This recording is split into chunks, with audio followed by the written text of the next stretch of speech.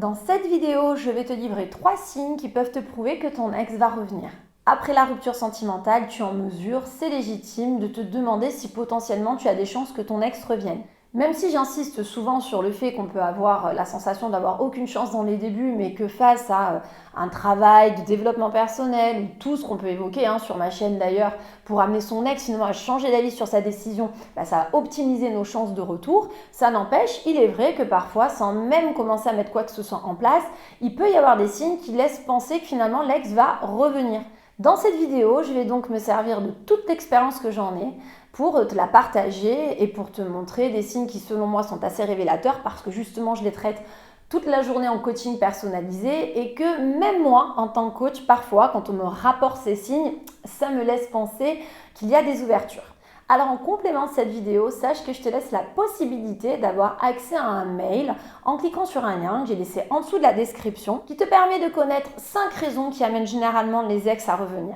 Il y a ce dicton que tu as déjà dû entendre, comme quoi tous les ex reviennent. Eh bien, dans ce mail, je vais te donner surtout des raisons qui peuvent justement amener en effet un ex à revenir vers toi. En attendant, si ce n'est pas déjà fait, je te conseille de t'abonner du coup à ma chaîne YouTube, à cliquer sur la petite cloche aussi des notifications, très utile pour être averti à chaque nouvelle sortie de mes vidéos. Alors, 3 signes que mon ex va revenir. Premier signe,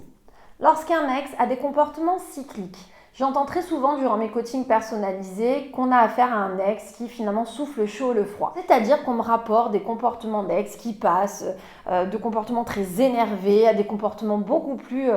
agréables, voire bienveillants parfois. Et c'est fort probable qu'à ce moment-là, on a affaire en fait à un ex qui n'est pas complètement aligné avec sa décision. Pour donner un autre exemple et que tu comprennes ce que je veux évoquer, on va parler du professionnel. Si demain tu es vraiment décidé de quitter ton travail parce que le salaire ne te convient plus, le poste ne te convient plus, tu ne t'entends plus par exemple avec ton patron et encore plein d'autres raisons, en tout cas ce qui est certain c'est que lorsque tu vas quitter ce poste, tu ne vas pas être en mesure de changer d'avis tous les jours ou d'avoir des comportements différents par rapport à ça en te disant un jour que peut-être tu vas retourner voir ton patron finalement ou que finalement 2 jours après non t'as bien fait mais 4 jours plus tard avoir un comportement où tu es sur les nerfs à la maison parce que tu as un comportement de quelqu'un qui n'est pas complètement libéré finalement, qui est même encore soucieux. Bref, tu vas te retrouver du coup dans une posture où on se rend bien compte que tu n'es peut-être pas tant aligné avec la décision que tu as prise et que là où tu aurais dû être libéré d'une certaine façon, te sentir mieux puisque tu as réussi quand même à sortir d'un travail qui ne te convenait plus, et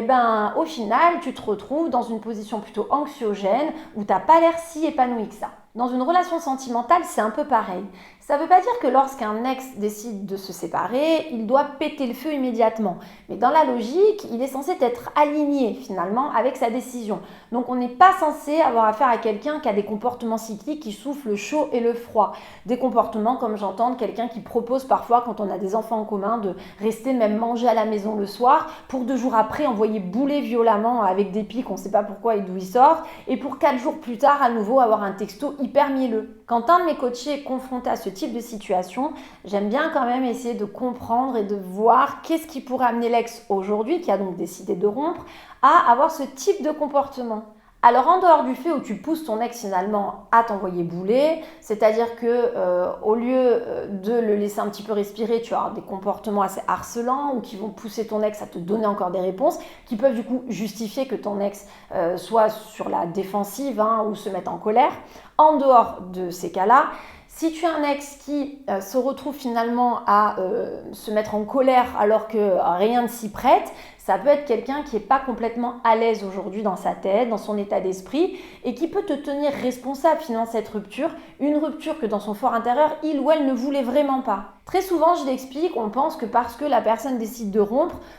c'est simple, c'est facile pour elle. Mais une personne qui s'investit dans une relation amoureuse au départ est une personne qui généralement a envie d'y croire. Alors, il y a des cas exceptionnels, des personnes qui sont des personnes profiteuses, qui n'ont jamais cherché à se caser. Mais dans une relation où la personne était amoureuse, où on avait affaire à un compagnon ou une compagne qui était quand même dans la volonté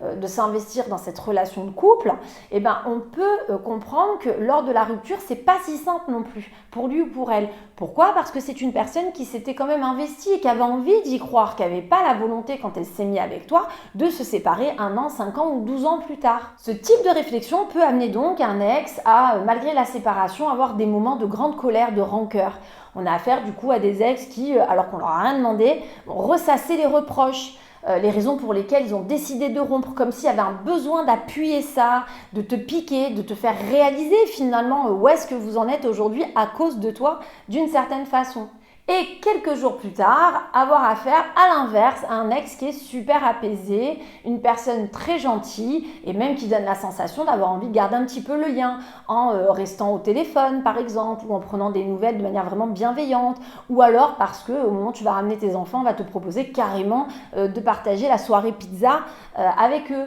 Ce type de comportement peut donc être la preuve que ton ex aujourd'hui est peut-être en mesure de revoir ses positions si toutefois tu lui donnais la sensation que ça pourrait en valoir la peine. C'est-à-dire que si tu venais par exemple à lui prouver, à le convaincre qui est en effet une autre partie du travail pas simple mais qui est faisable, d'amener donc ton ex à se rendre compte que tu es quelqu'un d'autre, que tu as compris, que tu as réalisé finalement les reproches qui avaient été faits, tu peux peut-être avoir plus de chances d'amener ton ex à se rendre compte que ça vaut le coup de te redonner une chance. Et la raison est la suivante, c'est que si ton ex était complètement passé à autre chose, aujourd'hui ton ex serait censé être complètement en paix et donc aligné avec sa décision et n'aurait pas d'intérêt, si bien sûr tu ne le ou la cherches pas, à te mettre des pics alors que tu demandes rien, être à nouveau en colère alors que tu n'as rien fait, pour 3 jours plus tard te faire une démonstration d'affection. Ton ex passe à ce moment-là vraiment à autre chose en étant tout à fait sûr de sa décision, en étant convaincu que de toute façon c'était la meilleure chose et pour elle, lui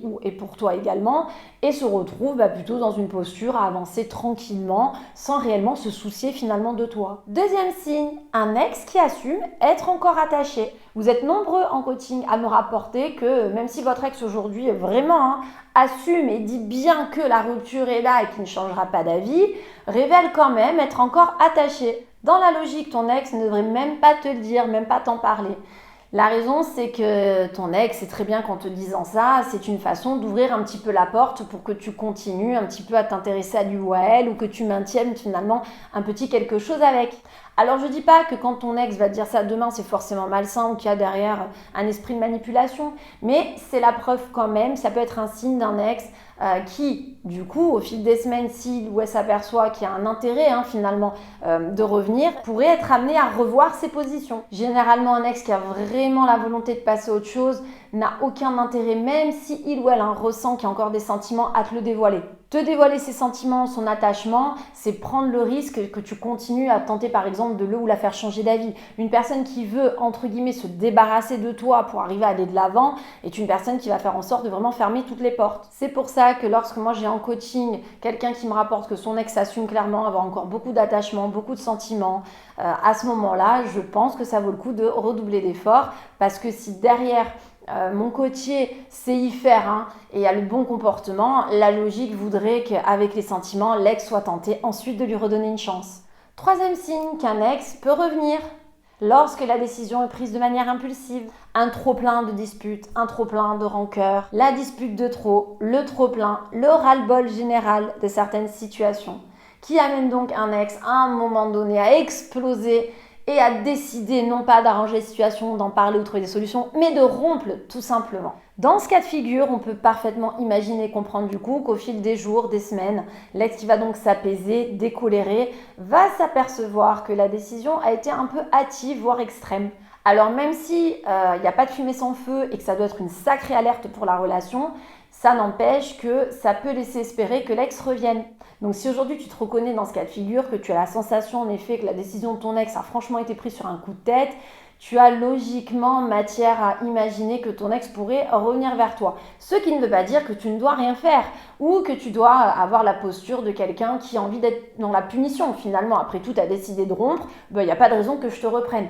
Tu peux aussi comprendre que si ton ex en est arrivé là, c'est peut-être qu'en effet, il y a quelque chose à régler entre vous. Et donc avoir plutôt un comportement aujourd'hui qui se voudrait rassurant pour la suite des événements plutôt que fuyant. J'ai parfois des exemples en coaching de personnes qui sont à leur 5e rupture, mais comme l'ex est toujours revenu, au bout de la 6e, ils sont convaincus que la personne va revenir également, ou en tout cas on vient d'y croire, sauf qu'on se retrouve confronté à une 6e rupture qui était celle de trop. Donc si aujourd'hui tu n'as pas envie de te retrouver dans cette situation, prends quand même cet événement finalement comme une alerte au sujet de ta relation, et plutôt que de tenter à nouveau, je sais pas, un silence radio ou ce que j'expliquais, qu'on comportement un peu punitif pour montrer à ton ex que bah non, après tout, c'est toi qui as décidé de rompre, donc l'arroseur arrosé, je ne reviendrai pas. Si bien sûr tu n'as pas affaire à un ex qui est dans les extrêmes, qui joue avec toi, qui fait ça tout le temps, mais si tu as affaire à un ex où tu sens quand même qu'il y a eu un ras-le-bol pour en arriver là, et bah fais en sorte quand même d'avoir un comportement